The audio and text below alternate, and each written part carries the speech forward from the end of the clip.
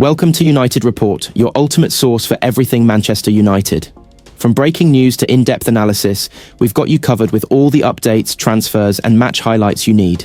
If you're a true Red Devil, this is your home. Hit that subscribe button and let's dive into the world of United together. Manchester United have confirmed the signing of defender Patrick Dorgu from Lecce in a deal worth £29.2 million. The Denmark international has signed a contract until June 2030 with the option of an additional year. The transfer fee is broken down as £25 million up front, with a potential £4 million in performance-related bonuses. Dorgu, 20, who will play at left wing-back, said, "I am incredibly proud to be able to call myself a Manchester United player. This is a very special day for my whole family. I cannot wait to work with Ruben Amorim. His vision for this team and the future of the club is incredibly exciting. There is a clear plan set out for my development, and I feel that Manchester United is the perfect place to fulfill my potential and complete my huge ambitions." Jason Wilcox, United's technical director, said, "Patrick is a really exciting talent. His strong defensive and attacking attributes, adaptability, and work rate will make him a key part of Ruben Amorim's squad." Patrick has had a superb start to his career, and at the age of just 20, we know he will continue to develop under the guidance of our excellent coaching team. Patrick is the latest exciting young player that we have brought into the club. We believe that each of these talents has world-class potential and the ability to play a key role in achieving the success that everyone at Manchester United is striving for. United were in need of a new left-back after missing Luke Shaw and Tyrell Malacia for most of the season, with Diogo Dalot having to play out of position. The Red Devils had initially targeted PSG's Nuno Mendes before turning their attentions to Dorgu.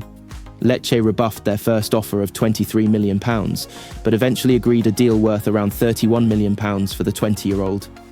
Dorgu had his medical at Carrington on Saturday after jetting into Manchester to put the finishing touches on his move, and now bolsters Amorim's squad as he looks for more players who can slot into his 3-4-3 system.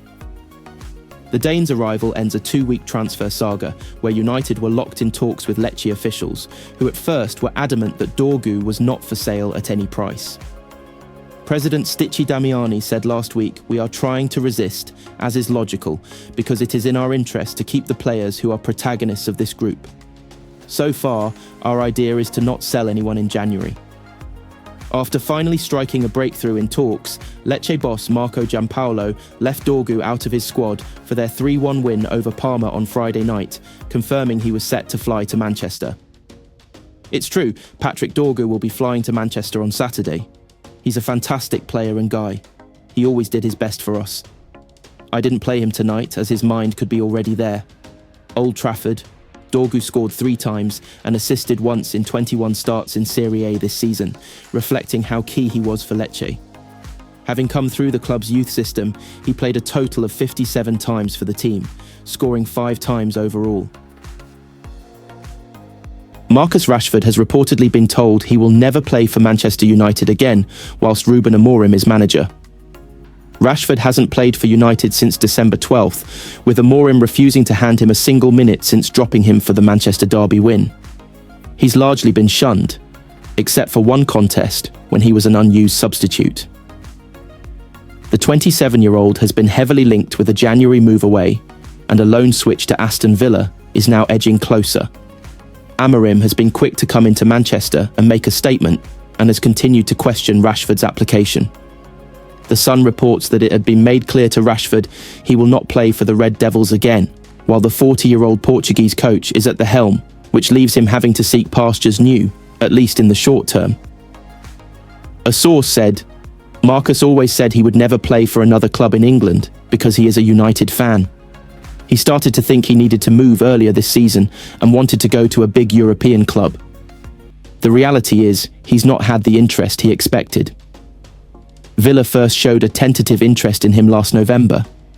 Amorim has made it very clear he has no future at Old Trafford.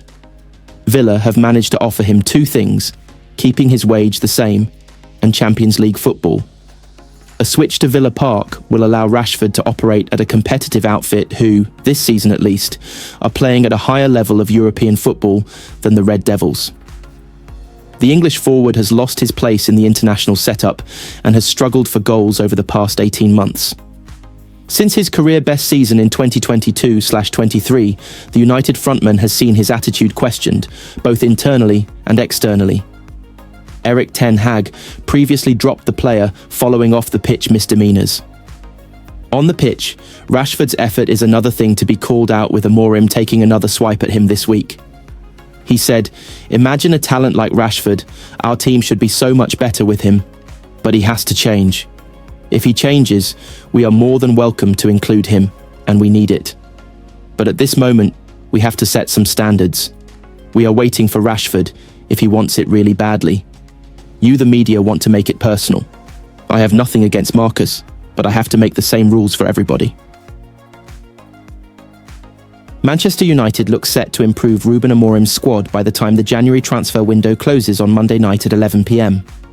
At least one player will arrive at Old Trafford, but there remains some problems. Patrick Dorgu is expected to bolster United's wing-back options after weeks of negotiations. There is also interest in Bayern Munich striker Mathys Tel, but a number of clubs are keen on him. The tough task of turning their Premier League season around, partnered with their Europa League campaign, means the Red Devils are set for a hectic second half of the season. Despite the inactivity at Old Trafford, United could oversee a flurry of business in the final window, but there remain question marks over the quality in Amorim's side. A new left-back has seemed to be the priority throughout the window, with a number of profiles identified. Dorgu seems to be the man United want, but Alvaro Fernandes' situation is one to watch in the future. After leaving the club in the summer, the Spaniard has come on leaps and bounds for Benfica. United's buyback clause means the deal made sense, even more sense when you consider the likes of Real Madrid and Barcelona are both reportedly eyeing him up as well. Further up the field, and United don't look likely to add to Amorim's firepower in attack.